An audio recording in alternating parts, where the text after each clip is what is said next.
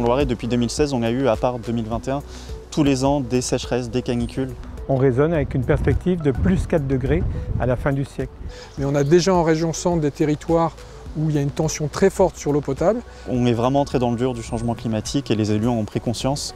Canicule, sécheresse, inondation, en moins de 10 ans, les épisodes météo extrêmes se sont multipliés. Un changement climatique qui a un impact sur l'environnement, la quantité et la qualité de l'eau. France Nature Environnement Centre-Val de Loire, c'est une fédération d'associations de protection de l'environnement.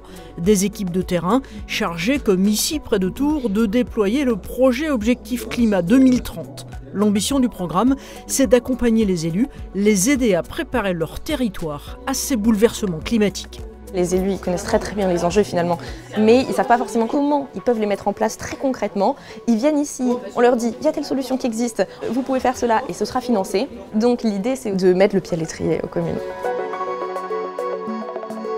La sobriété et les économies d'eau, la désimperméabilisation des sols, la revégétalisation des villes, voilà les 3 axes du programme. Mais au-delà de la théorie, Objectif Climat 2030 sur le terrain, c'est un diagnostic, un plan d'adaptation des communes et des actions.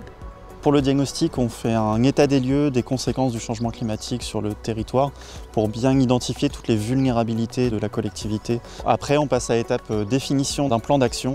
Pour répondre à cette vulnérabilité, il y a toutes ces actions qui sont possibles. Elles sont prioritaires dans tel ordre et elles coûtent tant.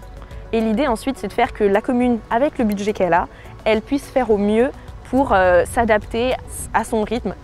Il faut convaincre, montrer l'exemplarité de certains projets qui sont acceptés par les citoyens et pour que les élus s'imprègnent de ces projets-là et puissent les mettre en place sur leur collectivité. Pour convaincre les élus, France Nature Environnement s'appuie donc sur des réalisations qui ont fait leurs preuves. Exemple, à Olivet dans le Loiret, avec l'aménagement de ce bassin enherbé. Alors c'est par cette bouche qu'arrive toute l'eau pluviale collectée par la voirie et les parkings. Toute cette eau de pluie, au lieu de la mener dans des tuyaux, on l'infiltre dans le sol. En désimperméabilisant les sols, l'eau s'infiltrera plus, elle va plus remplir les nappes. L'autre aspect est de réduire les îlots de chaleur en ville. On peut concilier l'aménagement d'infiltration des eaux pluviales et les aménagements urbains qui sont aussi des lieux de vie intéressants pour les citoyens.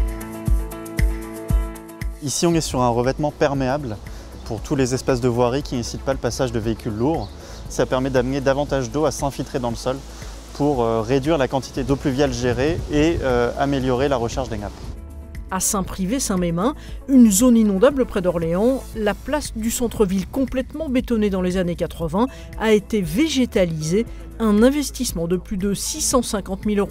La surface est calculée pour que l'eau qui va ruisseler aille vers les plantations, ce qui permet de réduire un besoin en arrosage. Nous sommes sur un territoire fragile puisque nous sommes entre la Loire et le Loiret. 75% des eaux repartent dans le sol et toutes les plantations ont été prévues justement pour recevoir très peu d'eau pour préserver bien entendu la planète.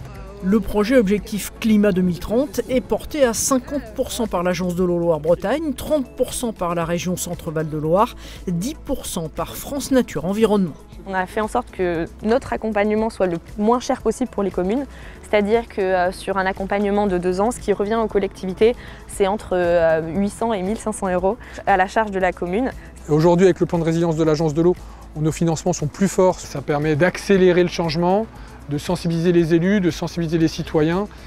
Depuis 2019, en région Centre-Val de Loire, 47 communes se sont lancées, 15 projets sont en cours. L'objectif, c'est de faire que l'eau soit infiltrée, que le cycle de l'eau soit préservé. C'est une opération extrêmement novatrice. C'est une évidence de préserver la ressource en eau, de végétaliser les villes, de désimperméabiliser les sols. On est au pied du mur, donc c'est urgent d'agir. Les agriculteurs doivent faire des efforts, les collectivités et les citoyens doivent faire des efforts. Et à travers ces aménagements urbains, les collectivités montrent l'exemple.